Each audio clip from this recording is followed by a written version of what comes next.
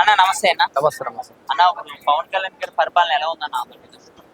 ఆంధ్రప్రదేశ్లో బాగానే ఉంది. నాకు ముఖ్యంగా ఆంధ్రప్రదేశ్ నచ్చింది ఏంటంటే పెన్షన్ పెంచారు ఫస్ట్. పెన్షన్ స్కీము అది చాలా మంచి స్కీము. ఎందుకంటే పెన్షనర్స్ ఎవరైతే ఉన్నారో వాళ్ళే ముఖ్యంగా యువత కన్నా మధ్య మిడిల్ ఏజ్ వాళ్ళ కన్నా పింఛన్దారులే కంపల్సరీ చోటకి వినియోగించుకోండి. బాగుంది ఆ స్కీమ్ మాత్రం చాలా బాగా చేశారు. రాను రాను పవన్ కళ్యాణ్ చంద్రబాబు నాయుడు గారు వాళ్ళంటే ఆంధ్రప్రదేశ్ కూడా మంచి డెవలప్ చేస్తారు. అదేవిధంగా అమరావతిని కూడా ఇప్పుడు డెవలప్ చేసే ఇన్ని రోజులు అమరావతి డెవలప్ ఆగిపోయింది కదా, అవి కూడా డెవలప్ చేస్తారు. ఓకే అన్న, రానున్న రోజుల్లో పవన్ కళ్యాణ్ గారు సీఎం అయ్యే అవకాశం ఉన్నదని మాట్లాడుతున్నారు. దీనికోసమే అవ్వచ్చు బ్రో, ఎందుకంటే పవన్ కళ్యాణ్ గారు సనాతన ధర్మం కోసం కూడా కొట్లాడుతున్నారు.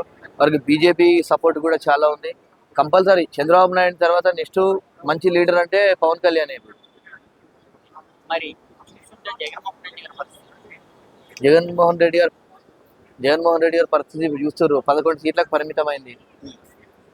వారి పరిపాలన వాళ్ళు చేసినప్పటికీ కూడా ప్రజలు వాళ్ళని యాక్సెప్ట్ చేయలేదు. ఎందుకంటే అక్కడ ఉన్నటువంటి జగన్ గారు ఏమాత్రం చూసినా కూడా సంక్షేమాలు అన్నారు తప్ప అభివృద్ధిని పట్టించుకోలేదు.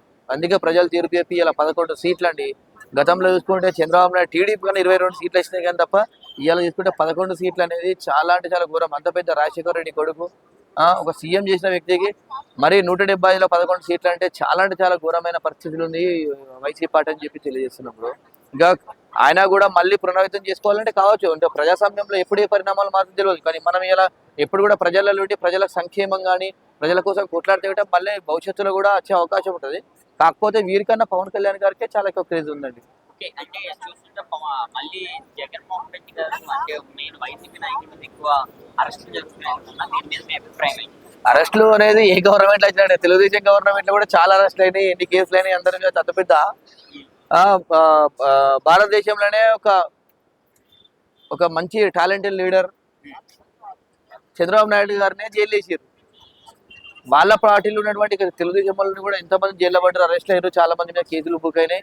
ఇక అది సహజం. ఎందుకంటే ఇప్పుడు మన ఏదైనా కూడా కేసు ఎట్లా ఫైల్ అయ్యండి, మన నోరును అదుపులో పెట్టుకుంటే ఏదైనా ఉంటుంది. మాట్లాడండి, ప్రతి ఒక్కరు మాట్లాడే ప్రజాస్వామ్యం మాట్లాడే స్వేచ్ఛ ఉంటుంది.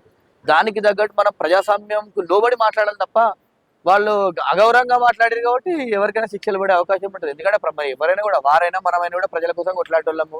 ప్రజా సమస్యల కోసం కొట్లాడి మనం ఉండే విధంగా మాట్లాడే విధంగా కొట్లాడే విధంగా చేస్తే బాగుంటుంది. వ్యక్తిగత దూషణలు పోతే ఎవరిపైన కేసులు అవుతాయండి.